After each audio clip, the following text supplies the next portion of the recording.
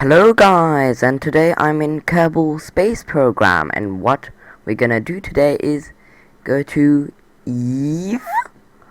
Oh, we're gonna be going to Kerbal Space Program's proverbial final boss. That planet is Eve, and I also mentally died at the same time. Just a little disclaimer that I'm mentally dead after this mission, but saying the yeah, that's it. So I'm just here doing making the Eve lander, or the Eve lander, and then we're gonna be building the main part. I mean the transfer stage. So an Eve lander is quite harder to make, because an Eve lander is basically a rocket it has to be bigger than a rocket that can go to Kerbin orbit. So in Kerbin, because basically getting out of landing on Eve is very easy, but leaving Eve is very hard, because Eve is basically almost like Kerbin, but even harder, because Eve's atmosphere is even denser than Kerbin's atmosphere. So you're gonna need a massive rocket, a massive lander, I mean, to get back up to Eve orbit. So that's the issue. But with Kerbin, the thing is that you don't need to lug a massive lander. You just need to have a large rocket at the bottom. But with Eve, you need to bring that massive lander to Eve. So you're gonna need a massive transfer stage and a big rocket. So that it means that everything that goes to Eve is gonna be massive, is what I wanna say. So yep. I also drained all the monopropellant in the um, in the lander thing, because we don't need any more propellant, and wherever we can save Delta V we will, because in the end I was left with less than 100 meters per second, and people may say, oh, 100 meters per second, oh, that's nothing, but I mean, like, oh, nothing, I'm such an idiot.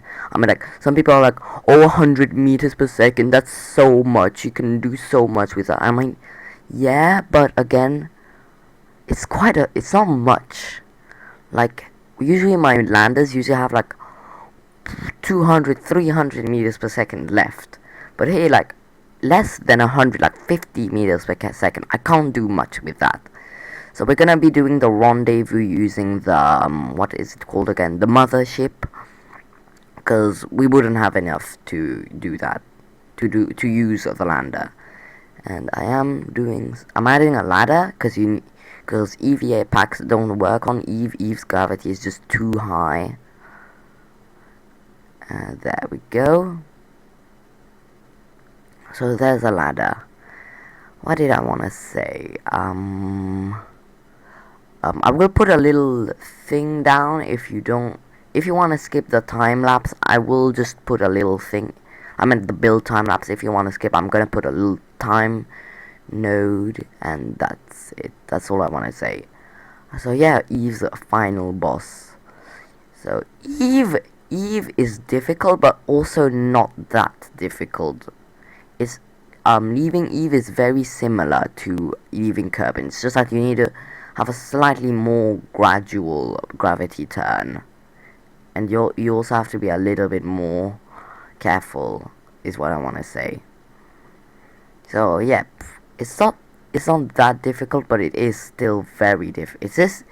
It's like there are a lot of challenges in Kerbal Space Program harder than Eve, but Eve is still, I wouldn't say that difficult. It's actually rather easy. Like, I mean, like, in terms of like all the challenges in Kerbal Space Program, like, and that includes Joule 5, single stage to everywhere, Tylo, all of these things, they are harder. In terms of Eve as a challenge, it's probably an easier challenge. Like when you compare them to all of the super difficult challenges in Kerbal Space Program. So yeah, that's what I want to say. But oh yeah, I'm gonna talk about this, because for Eve landers you need a lot of heat shields, because Eve's atmosphere is so dense you will probably instantly, like, die if you didn't have any heat shields. So I'm using the inflatable heat shields because they are the best, and they are the best for a couple of reasons. First of all, they are massive. Second of all, they don't burn ablator, so you can use them forever until they break. But ablative heat shields, they will burn ablator, and eventually they will run out of ablator. But inflatable heat shields, when they are deflated, they take a very little space. Like, they're still big, but not huge. And as you can see, I'm putting some struts here. Remember, strut everywhere, but do not put, I'm gonna say this 10 times, do not put struts diagonally. Basically, don't like strut the one of the girders to the one opposite, because the thing is that after that, this means that the ship won't be able to you won't be able to take the heat shield out. So I'll just wait until you see. There we go. Do not put these struts. I'm gonna put a little thing, I think. Do not put these struts, because they will mess up everything. So just remember that. Do not put the struts I just put a second ago. So that's what I want to say. And here I am making the mothership. And I wouldn't recommend this lander can. If you can, just use an Apollo style command pod. Because the thing about that is that about this lander can is that it has very poor heat tolerance. So basically this meant that it kept exploding on re-entry, so I had to basically do a circularization burn before entering Kerbin. Because if I didn't do that, then it would just burn, it would just explode. Yeah, that's very important. Just remember that. And I am putting 8 nuclear engine fuel tanks, and they will all like radially, and they will be detached once we reach Eve orbit, just to save even more fuel. And I'm putting some solar panels, and that's what I want to say. So basically that's the transfer stage and the Eve lander. There we go. It's just done now. I will add some little things, and I did not, and I'm not gonna there's no footage of me. I did not record the footage of me. Oh my. So yeah, my mother just called me. Sorry. Yep. I hope you guys didn't hear it. Maybe I'm gonna just turn that moment off. Whatever. But here I am building the rocket, and I just built the fairing. And I am gonna do the black fairings, and that's what I want to say. I am just gonna close the door of my room now, or else there will be even more interruptions. So there we go. I am putting everything. There we go. We've got 5 Mastodon engines, and this is already quite a big lift. This isn't even enough. I'm gonna have to put some Mammoth engines. So yep, two of the what used to be the biggest fuel tanks in the game, and there we go. And now we are building the lifter, and there we go. That's it. Just a huge lifter, probably a Saturn V Heavy. Now that I think of it, it's an absolute behemoth of a rocket. But there we go. So the behemoth is done now. And we're gonna strut everything up. We're gonna add some Separatrons, that's for sure, because we risk having this massive booster crash into the other massive booster. So yep, there we go, strutting everything up, and there we go. And remember one thing for the Eve lander, remember to add a lot of struts, but make sure that these struts will fall off after your Eve descent. So basically, before you ascend, just make sure there will be no struts. So basically, just attach the struts to decouplers or something like that. Just make sure that the struts won't stay with the lander. And it's now time to launch. Let's go. Well, hello. It's not launching. What did I wait? Okay, there we go. We have now launched. And it is going quite slow, but I just need to say this is the second time of me launching, because the first time I launched and then I reached Eve, and then I realized that I had only brought Jebediah Kerman, so I had to revert and redo the launch to Eve. And as you can see, I did a little mistake. I deployed the side boosters a little bit too early, so they basically just went flying. and they nearly crashed back into the booster, but luckily, because of the Separatrons, they basically just flew out the other side. So we could have saved a wee amount of Delta V if I had timed it correctly, but whatever. So I was saying, the first attempt I had only brought Jebediah Kerman, because the thing is that I first built the Eve lander. So basically, Kerbal Space Program defaults the Kerbals to go in there, and so it just, and the thing is that it only put Jebediah Kerman in there, and I had forgotten that I forgot to check my Kerbals, and so I flew, and then I reached Eve, and I was like, where's Bob? Like, it looks like there's a missing Kerbal. And then I realized that I had just made a massive boo-boo, and I had forgotten to bring Bob with me, and so whatever.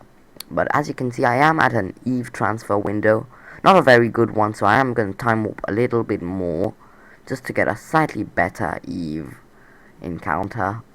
But there we go. So an Eve transfer window is where Eve is about 50 degrees behind Kerbin, and we are now, there we go, about 50 degrees behind Kerbin, so behind Kerbin.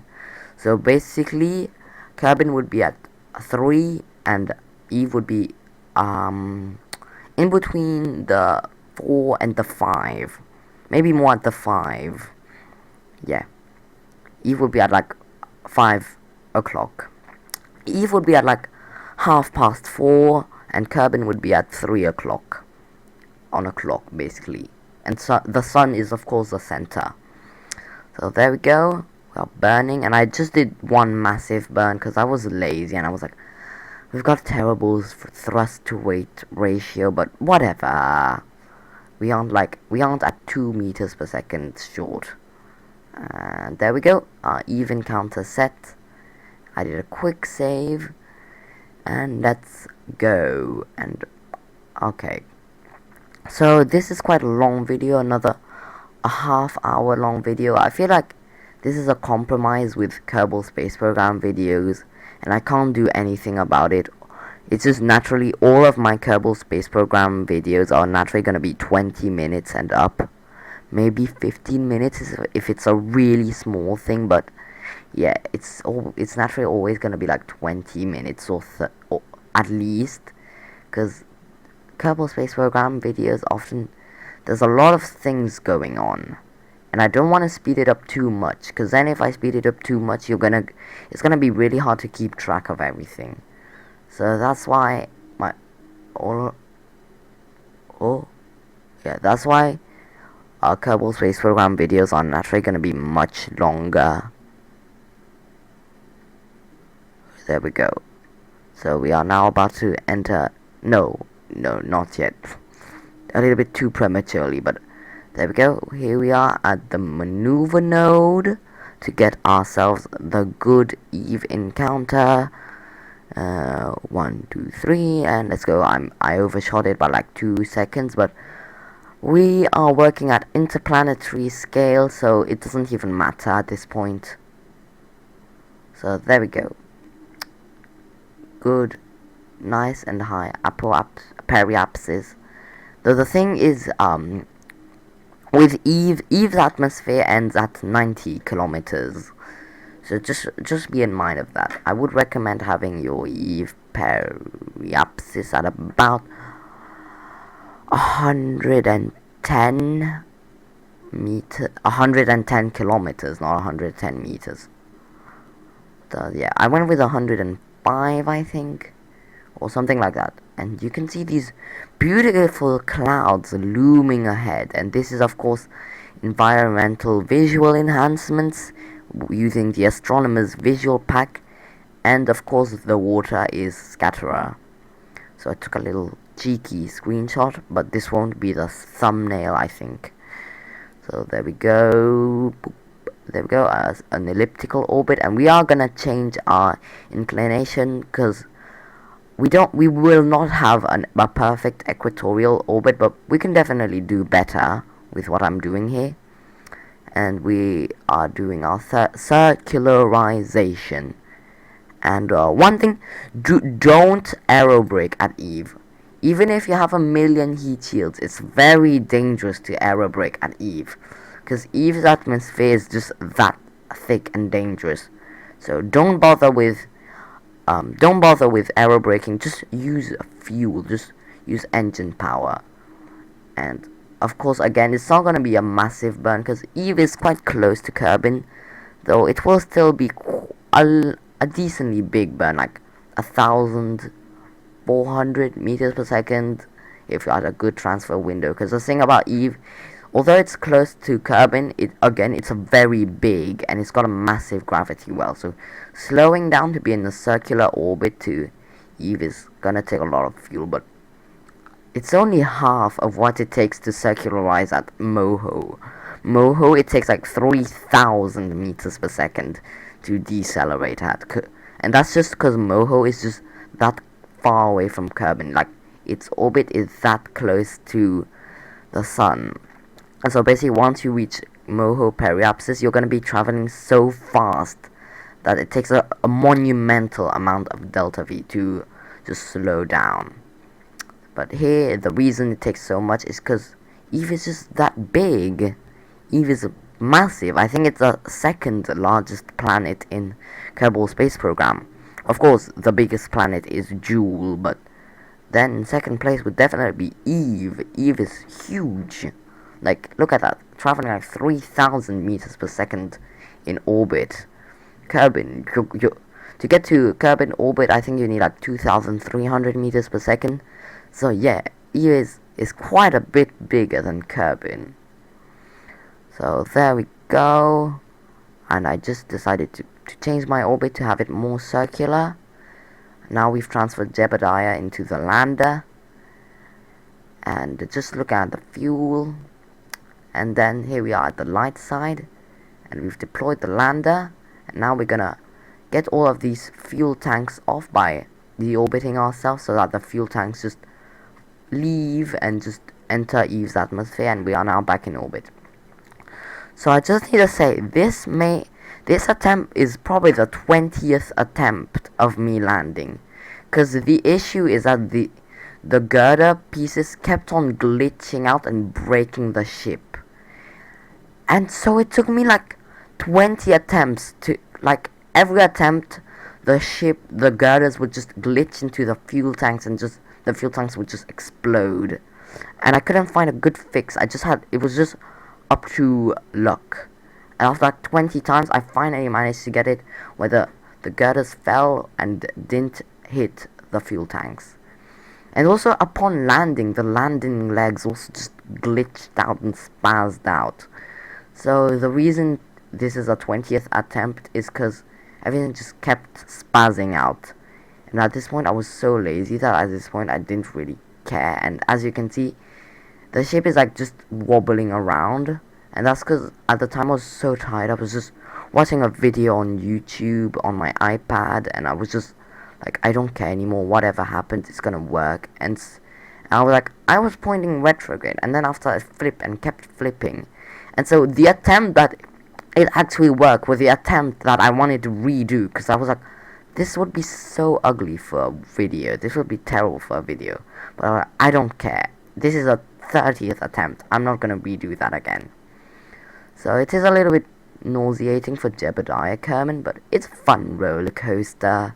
Whatever. And I have sped up the footage so it will look a little bit more intense. But in real life it wasn't that intense.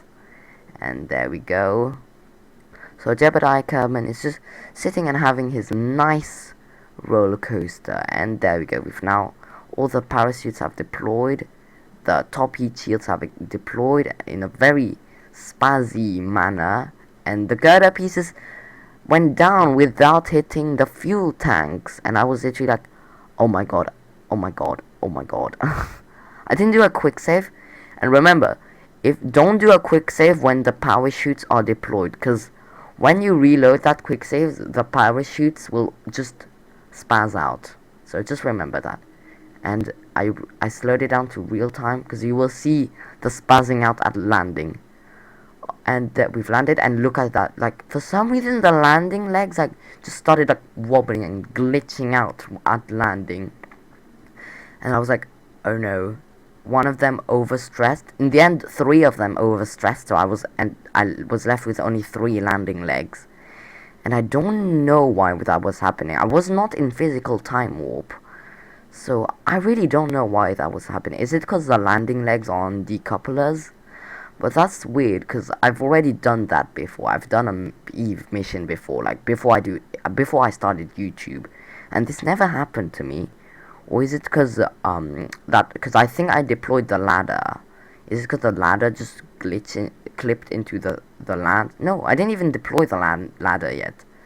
So I don't know why. Is it because like there's something glitching into the land, and then I tried that? Yeah. So there we go.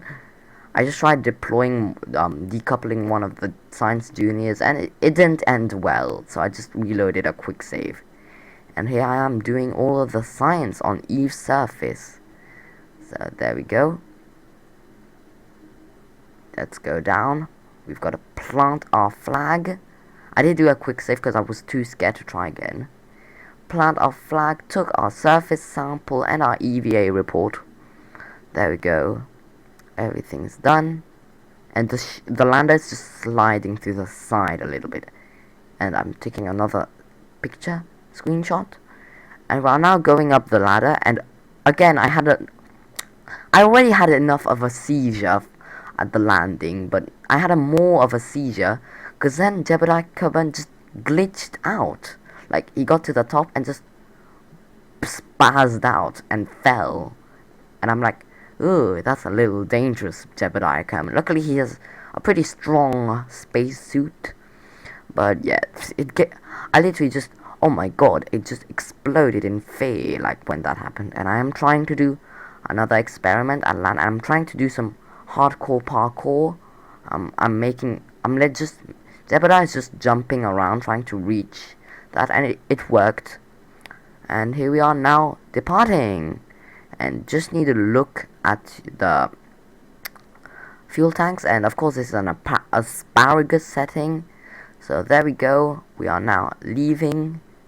Ooh, there we go. And at this point I don't want to go faster than, there we go, I made a mistake. So I just left that out just to, as comic relief, just to show the people that this glitched out, and this is the attempt that worked. So there we go.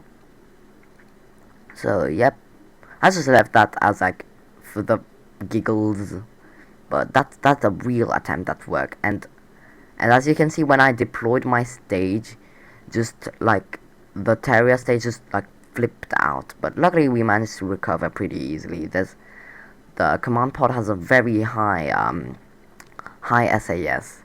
So there we go, we are now about to get into orbit, and there we go, the difficult part is out of the way, and we are about to get to Eve.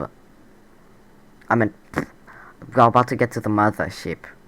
And for some reason it said red, but actually we had more than enough Delta V to do that burn. So there we go. In Eve orbit, in the circular Eve orbit to be more precise. And now we're gonna do a quick save again. There we go. I don't know what I named it. And we're gonna now switch to the mothership, and then from them we're gonna do the docking with the mothership. So I'm just using anti-normal, normal, retrograde, prograde, just to try and get a nice encounter. And I decided to just use a skip orbit feature to get a much cheaper encounter. And there we go, that's it. So boop. Oh, yep, I did skip orbit quite a few times. There we go. Escape orbit, and we're gonna do a small anti-normal burn, or normal burn, I don't remember. And then once we reach near our target, we're gonna burn retrograde until our orbit becomes similar to until we're about 50 per second to our target, and then we're gonna burn towards the target until we get a nice close separation, and then do retrograde again, and then again point towards the target, and do that until we get a zero separation. This is just the easy way of doing this. It's actually A lot of people call it the Lown Lazy method, but Matt Lown didn't even find that method. It's just the easy method. I would just call it the easy method of docking, because I feel like calling it the Lown Lazy method. He literally said that he didn't even find that out, that it was like he didn't even discover this method out. It was just he just thought it was the easy method of docking that Kerbal Space Program intended for players to use. But there we go. And now we're doing the easy method of just having two ships point to each other and just easy take the signs, get back on board, and there we go. And oh no, I just realized I didn't do story time yet. Do we have enough time for story time? I remember the Tragic Lathe Endeavor video, I did talk about my trip to France, but I feel like there's only 5 minutes left. But these 5 minutes are very eventless, so you know what, I'm gonna talk about it. So, yep, we got to France, we got to my grandparents' home, and so we were staying there we were gonna stay there for 4 weeks. And so the first thing we did was get ourselves prepared, because the next day we were gonna go skiing in the Pyrenees at Courtrai is the name of the place, the ski station, more like it. So that's where we're gonna go. So we went to the Pyrenees, and we got there, and we had an apartment. Now it was a long drive, like 8 hours drive, but we got there, and it was my first time seeing snow in like 4 years. 4 years was the last time I went to France. Because of course, due to COVID, I couldn't go back to France, and in 2019 I just stayed in Thailand. So I was like, oh my god, snow! Isn't that just so novel? And so we were like, okay, and I'm gonna take some lessons for skiing, because it's been 4 years. I need to get myself back into the boots, or whatever it's called. Get back into the pilot seat of get back into the boots of ski. So yep. So I took a lesson with a teacher, and he just reminded me of everything, and there we go. So now from then I just decided with my sister and my father we're gonna do some skiing together. So we only stayed there for 3 days, because then we were gonna move on to Spain, and I don't think I'm gonna have enough time to talk about Spain, so I'm just gonna wrap up the Pyrenees. So we got to skiing, and so we had a good time skiing almost all day. And I did have a little panic attack at one point, because I was basically I nearly died very often, is what I want to say. And again, I just need to tell that you will need to do a retrograde burn at Kerbin, a circularization. Just saying. And so I was like, oh no, I'm about to die. And then suddenly I had a panic attack. I started crying, because I'm gonna die. Luckily, my sister and my father was good emotional support, and here we are doing the retrograde burn. And I'm only going for an elliptical orbit. So yep. So I was about to die, and then in the end, at the last day, I was like, I'm so tired, I'm just giving up. So there we go. So then we were like, but we didn't just do skiing, we got to eat some delicious crepes and pizza, and we also got to do some ice skating. I got to do some ice skating with my sister. We had a really nice time together in France. Well, I meant in the Pyrenees. Well, in France in general. So I guess that wraps up my story from... This is part 2 of my France trip. This part is about the Pyrenees. And here we are now about to deploy. And I wanted to have some nice fireworks, but unfortunately it left physics range. So in the end I didn't have the fireworks. And even in elliptical orbit we still have temperature gauges. So that's just how not heat tolerant it is. And for some reason where I landed, the water glitched out. Like there's a lake over there, but no water in it, because Scatterrat keeps glitching out with me. But yeah, there we go, the water's just weird. So I guess this video starts to wrap up. So yep, don't forget to like, subscribe, and hit that notification bell to all of those who somehow managed to stay till minute number 30. And ooh, a good 2,500 science points. We can get really close to the end of the tech tree at this point.